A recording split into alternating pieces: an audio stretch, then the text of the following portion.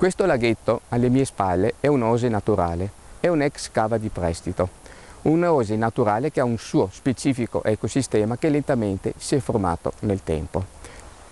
Alle spalle di questo laghetto ci sta l'argine del fiume Tesina e al di là l'alveo del fiume stesso. Il progetto del Parco del Tesina è un progetto che noi intendiamo assolutamente portare avanti, perché ricavare per il comune di Tori un'area tutelata di così vitale importanza è fondamentale. Un comune che ha visto in questi ultimi anni espandersi in modo esponenziale l'urbanizzazione del territorio, urbanizzazione soprattutto commerciale.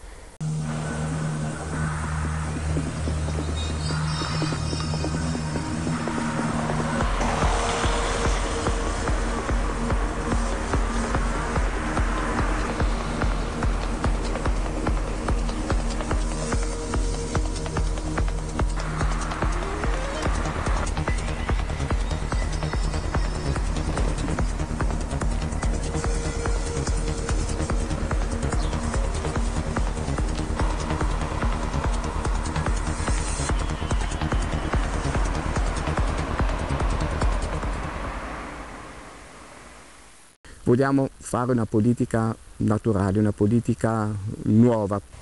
La salvaguardia delle nostre aree verdi, la salvaguardia dell'ambiente, la salvaguardia del territorio è un aspetto fondamentale per la salute dei cittadini. Al centro della salute dei cittadini non ci sta l'economia, non ci sta il benessere dovuto dal valore delle aree fabbricabili, ma il benessere sta qua. La salute è questa, queste aree verdi qua, questa per noi è importante.